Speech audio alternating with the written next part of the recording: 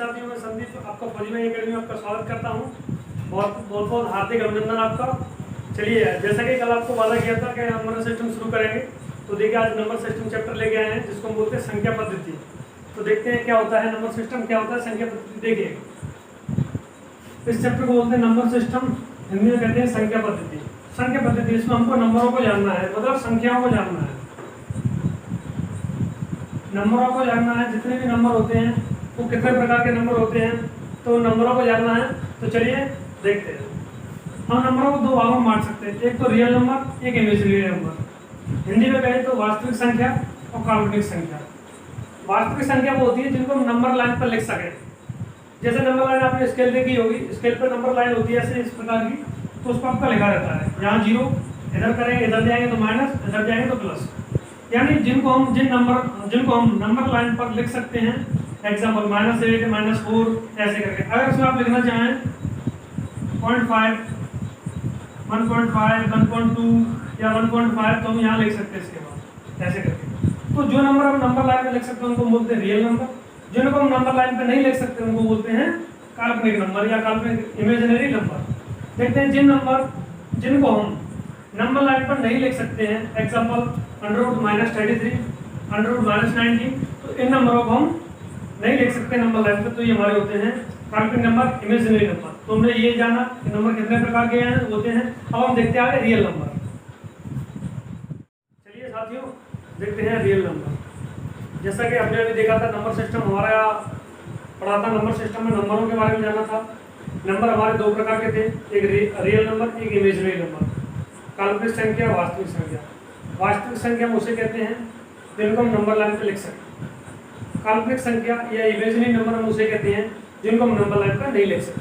अब हम आगे देखते हैं रियल नंबर। रियल नंबर हमारे पर दो भागों में बटा है, एक इंटीजर, एक डेसिमल। इंटीजर को हिंदी में कहते हैं पूर्णांक और दशमलव, डेसिमल को कहते हैं दशमलव। यानी इंटीजर क्या होता है, दशमलव क्या होता है, ये दोनों रियल नंबर होते हैं। देखते हैं, पहले देखते हैं इंटीजर। इंटीजर -8, -4, 7, 11, 13, 0, ये सब हमारे क्या हैं, इंटीजर। यानी इंटीजर है। अब देखते हैं डेसिमल। डेसिमल हमारे दो भागों में बटे हैं, एक टर्मिनेटिंग डेसिमल, एक नॉन टर्मिनेटिंग डेसिमल। शांत दशमलव जिसको बोलते हैं terminating decimal, non terminating decimal को बोलते हैं अशांत दशमलव। शांत दशमलव का मतलब होता है, ये 0.15 लिखा है, 0.15 नहीं पढ़ेंगे, इसे गलत है। अगर कोई कहता है 0.15 तो ये गलत है, इसको पढ़ेंगे 0.15। आगे आप 0 बोलिए, लगा के मत बोलिए, एक ही बात। अगर कोई बोलता है 0.15, कितना लिखा है, कोई बोलता है 0.15, तब भी ठीक है। कोई कहता है 0.15, तब भी ठीक है। कोई कहता है 0.15, ये गलत। तो इसको पॉइंट के बाद जो भी संख्या होती है उसको एक एक नंबर करके पढ़ते हैं। जैसे 0.375, 0.375 गलत है, 0.375। ये बेसिक चीज़ें हैं, ये आपको जाननी है। तो सबसे पहले मैं बिल्कुल बेसिक से लेके चल रहा हूँ। जिनको कुछ नहीं आता है वो भी बेसिक को देखें और वीडियो को बहुत बहुत ज़्यादा शेयर करें, अपना बहुत ज़्यादा सहयोग दें। और जो भी दिक्कत है, समझ नहीं आता तो कमेंट करिए, वीडियो को लाइक करें, शेयर करें, चैनल को सब्सक्राइब करें और बेल आइकन को दबाना ना भूलें। तो देखते हैं टर्मिनेटिंग डेसिमल, इसको बोलते हैं शांत दशमलव। जैसे 0.15 लिखा है, 0.15 अपॉन करेंगे, कितने अंक बाद पॉइंट लगा, 2, तो अपॉन 1 पॉइंट हटेगा, यहाँ 2 0 बढ़ जाएंगे। 5 से काटिए 3 बार, 5 से काटिए 20 बार, तो 3/20 से मेरा फ्रैक्शन बन गई। ये बनती है शांत दशमलव से। नॉन टर्मिनेटिंग डेसिमल, अशांत दशमलव हमारे दो प्रकार के होते हैं, repeating decimal, non repeating decimal. Repeating decimal को बोलते हैं पुनरावृत्ति, जिनकी बार बार पुनरावृत्ति हो रही हो। जैसे करके ये 0.776, इसको हम लिख सकते हैं 0.7778। खत्म नहीं हो रहा तो लास्ट में एड करके हम एंड कर सकते हैं इसको। ये हमारा नॉन टर्मिनेटिंग डेसिमल होता है, वो नॉन रिपीटिंग होता है नॉन टर्मिनेटिंग में, लेकिन नॉन रिपीटिंग होता है। ये रिपीट नहीं हो रहा होता है ना, ये खत्म होता है। 0.0769 1 आ गया, इसके बाद 8 आ जाए, 7 आ जाए, 6 आ जाए, मतलब ये कभी खत्म नहीं होगा, चलता ही रहेगा। तो हमारी नॉन टर्मिनेटिंग डेसिमल में होता है। तो इतना सब हमारा ये रियल नंबर हमने इंटीजर देखा, डेसिमल देखा। रियल नंबर हमारे दो प्रकार में बटा है, इंटीजर में और डेसिमल में।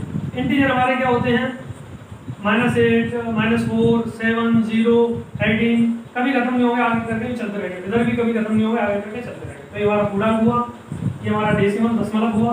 दशमलव हमारा दो भागों में बटा है, शांत दशमलव, अशांत दशमलव। अशांत दशमलव हमारा फिर दो भागों में बटा है, रिपीटिंग, नॉन रिपीटिंग डेसिमल। तो ये आपने देखा सब, ये सब रियल नंबर है।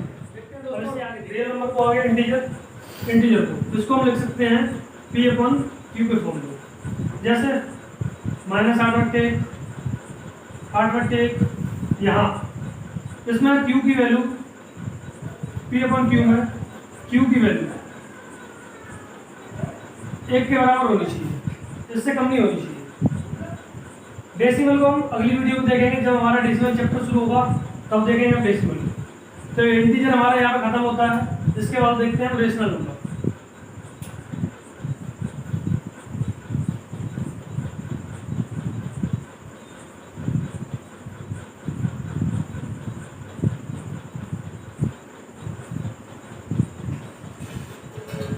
परिमेय संख्या क्या होती है, जिनको हम P/Q फॉर्म में लिख सकते हैं, लेकिन यहाँ Q की वैल्यू 0 नहीं होनी चाहिए, कुछ भी हो लेकिन 0 नहीं होनी चाहिए।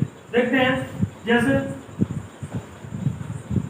ऐसे आ रहा है तो हम इसको लिख सकते हैं 6/r, लिख सकते हैं 6/r, इसका मतलब 6/9। काटिए 2 से 3 बार और 2 से 3 से 2 बार और 2 से 3 बार, तो 2/3, यानी P/Q के फॉर्म में हुआ या नहीं हुआ, ये P/Q के फॉर्म में होगा। जैसे 8, 7, 6, इसको देखिए आगे फिर ये रिपीट हो रहा है, 8, 7, 6, 8, 7, 6 ऐसे हो रहा है, तो उसको लिख सकते हैं 8, 7, 6 ऐसे करके, तो इसको लिख सकते हैं 8, 7, 6/9, 9, जो करता है वो काट दीजिए। तो ये हमारे रेशनल नंबर होते हैं। इसके बाद देखते हैं रेशनल नंबर कौन से होते हैं।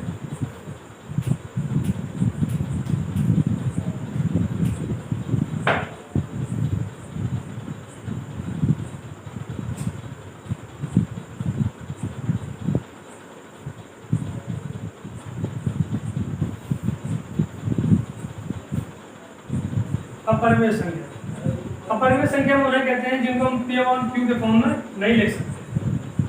जैसे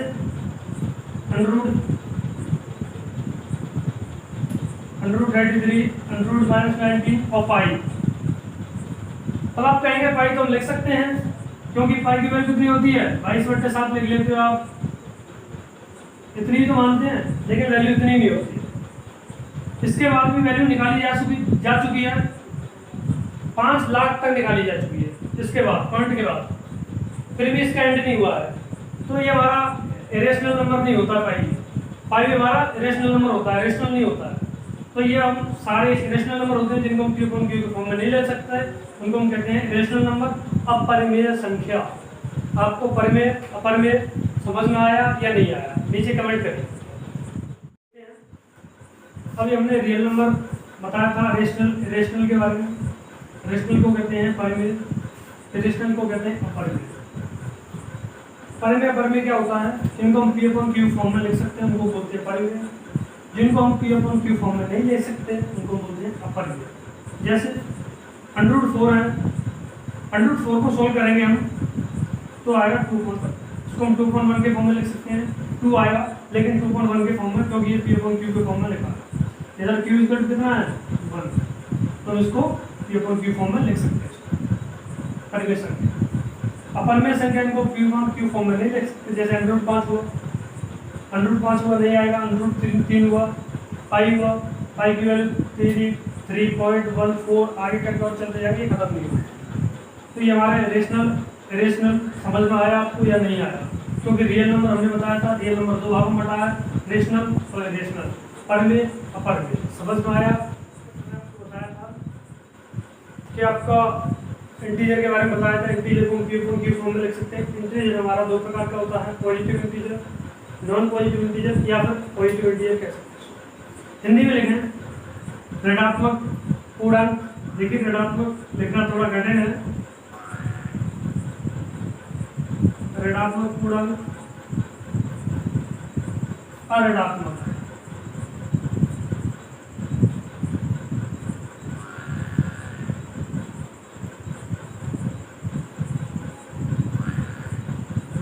तो ऋणात्मक पूर्णांक और ऋणात्मक पूर्णांक क्या होते हैं? -8, -6, -7, कैसे करके लिखते हैं? -8 तो ये -2, -1, तो ये हमारे क्या होते हैं?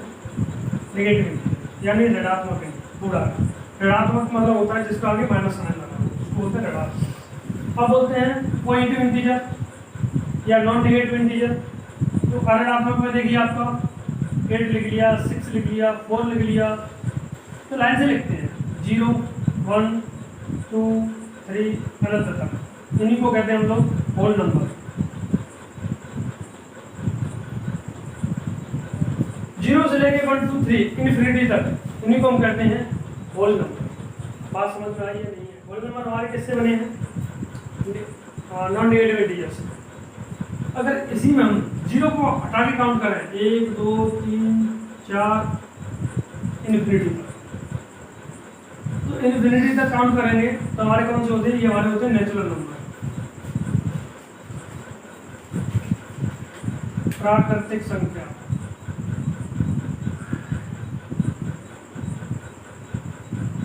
देखिए आपको सब कुछ याद करना पड़ेगा। होल नंबर कौन से होते हैं? पूर्ण संख्या कौन सी होती है? नेचुरल नंबर कौन से होते हैं? इंटीजर क्या होता है? इंटीजर कितने भागों में बटा होता है? इरेशनल क्या होता है? रेशनल क्या होता है? परिमेय क्या होता है? अपरिमेय क्या होता है? पूर्णांक क्या होता है? पूर्ण संख्या क्या होती है? प्राकृतिक संख्या क्या होती है? तो ये सब आपको याद करना पड़ेगा। कॉपी पेन लेके बैठा करिए क्लास में, जिससे आप लिख सकें इन सब चीज़ों को। इन्हीं छोटी छोटी चीज़ों से हम लोग बड़े लेवल पर जाएंगे, बड़ी बड़ी चीज़ें सीखेंगे। देखिए इंटीजर हमारा खत्म नहीं हुआ है। इंटीजर हमारा दो भागों में बड़ा है, इवन नंबर, ऑड नंबर। सम संख्या, विषम संख्या। सम संख्या उन्हें कहते हैं जिनमें 2 का भाग पूर्णतः चला जाए, जैसे 2, 4, 6, 8 आगे तक। विषम संख्या वो होती हैं जिनमें 2 का भाग ना जाए, जैसे 3, 5, 7, 11, 13। ये हमारी होती है विषम संख्या। विषम संख्या वो होती हैं जिनमें हमारा 2 का भाग ना जाए। सम संख्या वो होती हैं जिनमें हमारा 2 का भाग चला जाए। किसके फॉर्म में लिख सकते हैं? 2k के फॉर्म में लिख सकते हैं। इनको लिख सकते हैं 2k + 1। क्या होता है 2k + 1? बताते हैं आपको।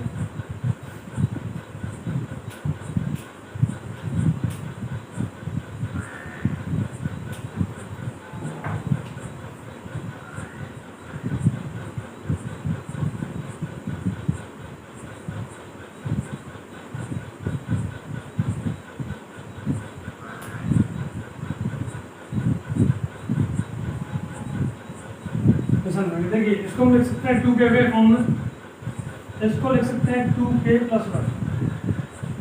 क्या होता है ये? देखिए k की वैल्यू आप कुछ भी रखिए, इसका मतलब होता है यहाँ पर कुछ भी चिन्ह नहीं लगा देंगे, इसके साथ है तो ये इंटू है, ये है ऐसे। अब आप k की वैल्यू कुछ भी रखिए, 1 रखिए तो 2 × 1, 2 की वैल्यू आप रखिए 2, 4, 2 की वैल्यू मान लो 3 लग लो आप, तो 2 × 3 करेंगे 6। तो हमारे कौन से नंबर है? ये सम संख्या है, इवन नंबर है। 2k + 1 देखिए क्या होता है ये 2। इसमें k की वैल्यू रख लीजिए, इसमें भी यही होगा 2k + 1। ये फॉर्म है। k की वैल्यू मान लो आप 1 है, तो 2 × 1 + 1 कितना हुआ? 3। k की वैल्यू रख लो आप 2, तो 2 × 2 + 1 5। k की वैल्यू आप 3 रख लीजिए, तो 2 × 3 + 1 7। तो विषम संख्या वो होती हैं, इनको 2k + 1 के फॉर्म में लिख सकते हैं। सम संख्या वो होती हैं जिनको हम 2k के फॉर्म में लिख सकते हैं। यानी आप समझे कि नहीं समझे? देखिए सम संख्याएं फिर से बता देता हूँ, वो संख्या होती हैं जिनमें 2 का भाग पूर्णतः चला जाएगा। 2, 4, 6, 8, 10, 12 इन्फिनिटी तक खत्म नहीं होगा कभी भी। और संख्या विषम संख्या वो होती है जिनमें 2 का भाग ना जाए, 3, 5, 7, 11, 13 इन्फिनिटी। विषम संख्याएं, सम संख्याएं, सम संख्याओं को हम 2 के फॉर्म में लिख सकते हैं, इसको 2k + 1 के फॉर्म में लिख सकते हैं। इतना आपको समझ में आया है? या हमें और इवन खत्म हो गया, लेकिन अभी नहीं, अभी कुछ पार्ट बाकी है। Even number plus even number, ये हमारा रहेगा इवन नंबर। इवन को बोलते हैं सम संख्या। सम संख्या में हम सम संख्या ऐड करेंगे तो हमारा सम संख्या आएगा। जैसे 2 + 2 4, ये भी इवन है, क्या सम संख्या है, ये भी सम संख्या, ये भी सम। और जोड़ लीजिए आगे, ये भी हमारा क्या है, इवन है। अब देखते हैं ऑड। ऑड में ऑड ऐड करेंगे तो आएगा आपका इवन। जैसे 3 + 3 6। अब जोड़ लो आप 3 + 5 8, यानी विषम संख्या।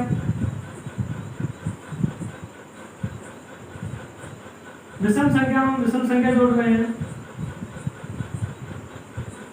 तो ये आएगा सम संख्या। इतनी बात समझ में आई या नहीं आई?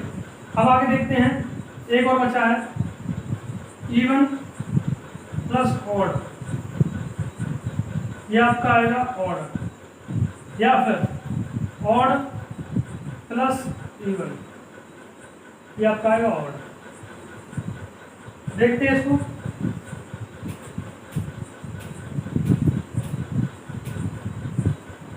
देखिए इवन 2 मान लो और 3 जोड़ लो 5, यानी ये सम संख्या है, ये विषम है। क्या है? विषम संख्या।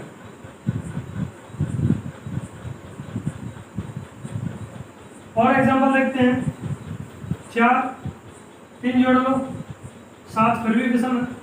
और देख लो 13 जोड़ लेते, चलिए ये भी विषम है। अब जोड़ देते हैं ऑड इवन। ऑड पहले ले लेते हैं इवन, ये भी आपका क्या बनेगा, ऑड बनेगा। देखते हैं, ऑड होता है विषम, इवन होता है सम, ये होगा विषम। ऑड ले लो आप 3, इवन ले लो 2, कितना हुआ 5। ये आप ले लो 9, 2 इवन जोड़ दो 11। तो ये हमारे सम विषम जोड़ेंगे तो विषम संख्या आएगा, विषम संख्या और सम संख्या जोड़ेंगे तो विषम आएगा। तो इस प्रकार हमारे ये नंबर चलते हैं। ये आपको बहुत ही जरूरी है, ये आपको समझना होगा। इसको, इन कंसेप्ट को समझते हैं तब हम आगे चलेंगे। ये हमारा खत्म हुआ। आगे देखते हैं नेचुरल नंबर, प्राकृतिक संख्या। तो नेचुरल नंबर हमारा 2 भागों में बटा है, prime number, composite number. Prime number बोलते हैं अभाज्य संख्या बोलते हैं, कंपोजिट नंबर उन्हें बोलते हैं कि भाज्य संख्या होती है। क्या होता है अभाज्य? भाज्य देखिए, जिन संख्याओं के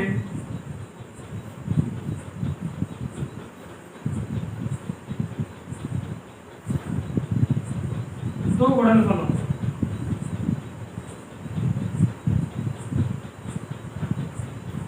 दो गुणनफल कौन से? एक तो 1 और एक खुद इटसेल्फ। जैसे एग्जांपल में 7 1, और भी बहुत सारे हैं, 5 ले लो, 1 5, ये कंपोजिट नंबर यानी भाज्य संख्या कौन सी होती है? भाज्य संख्या वो होती है जिनमें एटलीस्ट 3 फैक्टर हों। एटलीस्ट 3 फैक्टर का मतलब कम से कम 3 फैक्टर तो होने चाहिए। एटलीस्ट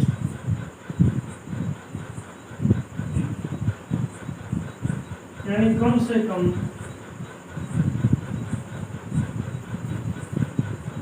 3 गुणनखंड, 3 गुणनखंड।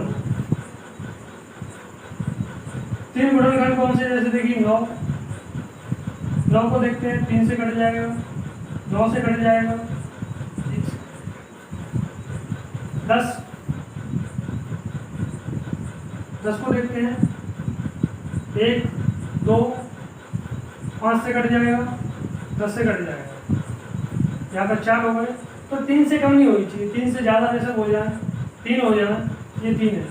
तो भाज्य संख्या उन्हें कहते हैं जिनके गुणनफल कम से कम 3 तो होने ही चाहिए, यानी 3 गुणनखंड होते हैं, वो हमारी होती है भाज्य संख्या या कंपोजिट नंबर। जिन संख्याओं के 2 गुणनखंड होते हैं, देखिए जिन संख्याओं के 2 गुणनखंड, गुणनफल लिख दिया मैंने, गुणनखंड, जिन संख्याओं के 2 गुणनखंड हो उनको हम लोग बोलते हैं प्राइम नंबर या भाज्य संख्या। अभाज्य संख्या एक तो खुद एक तो एक होगा, एक खुद इटसेल्फ होगा, स्वयं। तो स्वयं हो या एक हो तो हमारे बोलते हैं प्राइम नंबर, अभाज्य संख्या। अभाज्य संख्याओं को वो बोलते हैं जिनको हम बोलते हैं जो एटलीस्ट 3 फैक्टर या 3 गुणनखंड तो हो, उनको बोलते हैं भाज्य संख्या। कितना आपको समझ में आया या नहीं आया, इतना मैंने आपको आज बताया। अगर आपको समझ में आ रहा है तो पॉजिटिव कमेंट दें हमको, नहीं समझ में आ रहा तो बताएं, इस पर हम और कार्य करेंगे और बेहतर तरीके से बताने की कोशिश करेंगे। अच्छा लग रहा है तो वीडियो को शेयर करिए, लाइक करिए, कमेंट करिए और चैनल को सब्सक्राइब करिए, अपने यार दोस्तों को साथ ही शेयर करिए। हमारा मैथ शुरू हो चुका है, नंबर सिस्टम से हमने चैप्टर शुरू कर दिए हैं। इसमें हमारे पुलिस के लिए UP police, NTPC, group D, army, इनके लिए हम लोग कवर करेंगे। तो ये सारा हमारा मैथ का सिलेबस है।